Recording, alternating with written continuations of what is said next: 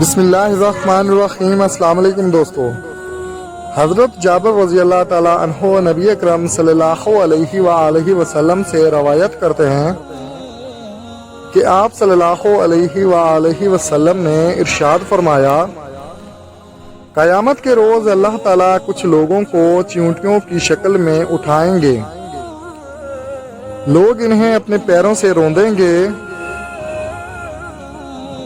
پوچھا جائے گا یہ چیونٹیوں کی شکل میں کون لوگ ہیں، تو انہیں بتایا جائے گا کہ یہ وہ لوگ ہیں جو دنیا میں تکبر کرتے تھے۔